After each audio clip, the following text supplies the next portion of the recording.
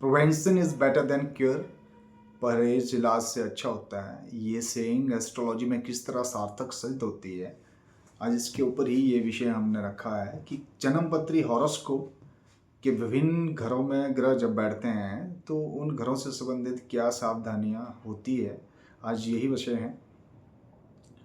जिस तरह से एक पेशेंट जब डॉक्टर्स के पास जाता है तो डॉक्टर्स पहले उसका कुछ टेस्ट करते हैं, उसके बाद कुछ CT scan, MRI, what ever required, उसके बेसिस पे उसका डायग्नोसिस तैयार होता है। उसमें दवाइयों के साथ साथ परहेज भी डॉक्टर्स लिखते हैं, क्योंकि डॉक्टर जानते हैं कि अगर पेशेंट नहीं करेगा तो उसको दवाई का उतना लाभ नहीं मिलेगा। जिस तरह से हाई ब्लड प्रेशर है, अगर आप red meat, smoking, alcohol continue करते हैं तो कितना की मेडिसिन आपके अंदर क्या असर कर पाएगी।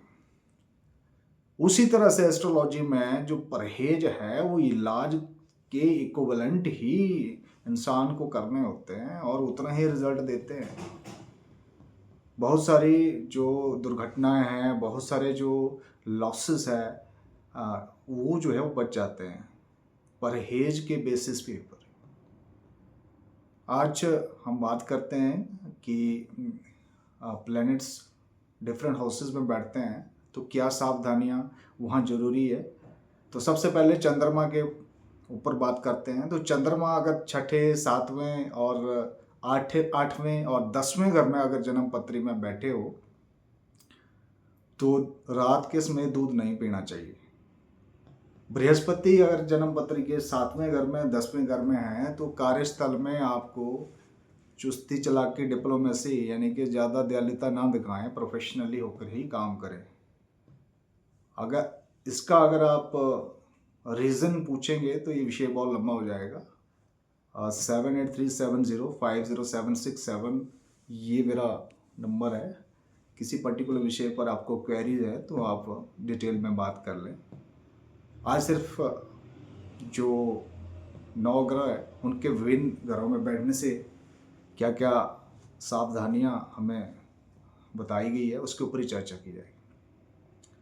शनि की बात करते हैं तो शनि अगर 10 में हो तो एक जगह बैठ के काम करना चाहिए, ज़्यादा ट्रैवलिंग वाला काम अवॉइड करना चाहिए, तभी शनि वहाँ आपको जो बहुत अच्छा फल देते हैं।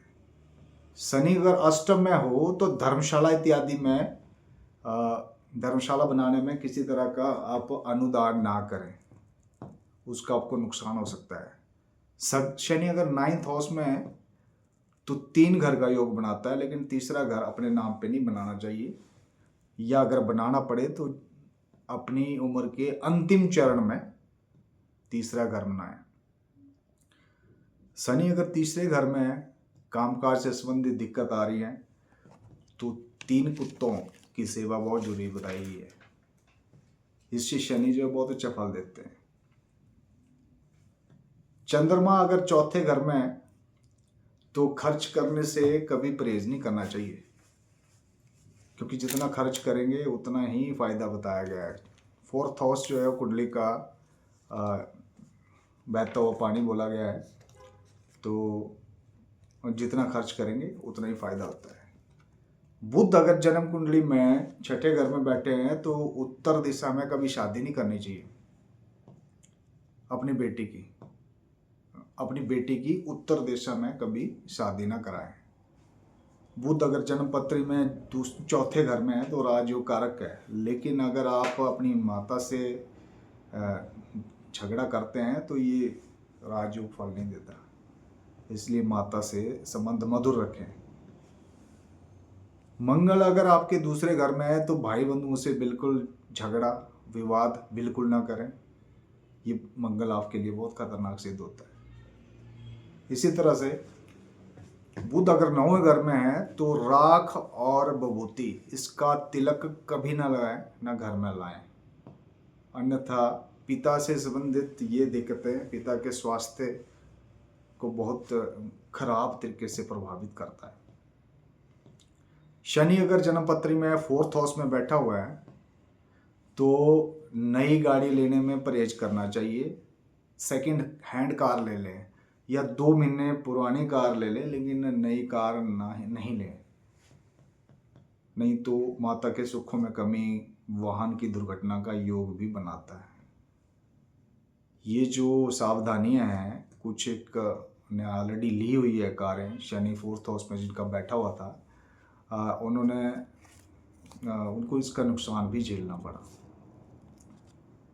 तो ये परहेज ऑलरेडी लाल किताब में मेंशन है शनि फोर्थ के लिए। मंगल अगर 7वें घर में है तो शादी जो है वो जल्दी कर लेना चाहिए, शादी के बाद भाग्य दे लिखा गया है।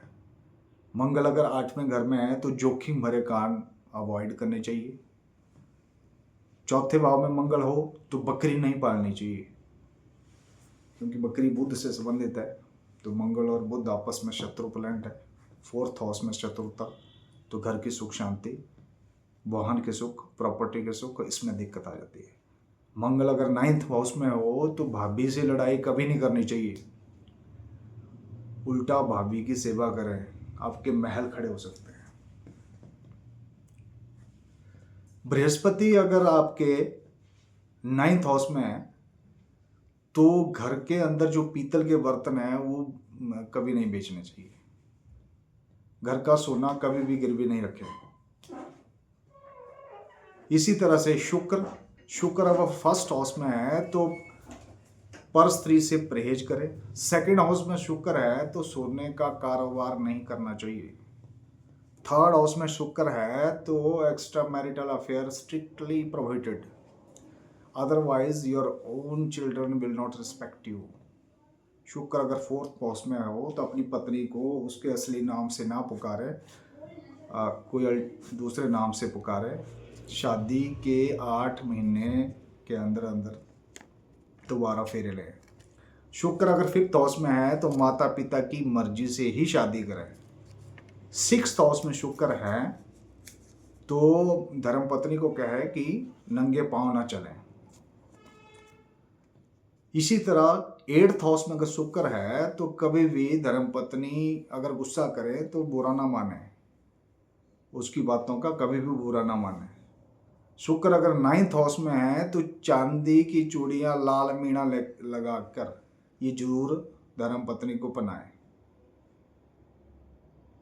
और इसके अलावा हाँ, सूर्य की अगर हम बात करें, सूर्य अगर लग्न में है तो मांस, मीट, मछली, अंडा इसका परहेज करें।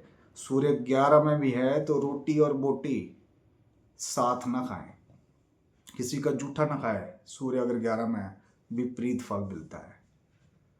सूर्य अगर 4th हाउस में है तो किसी की चीजें ना उठाएं, विपरीत फल मिलता है।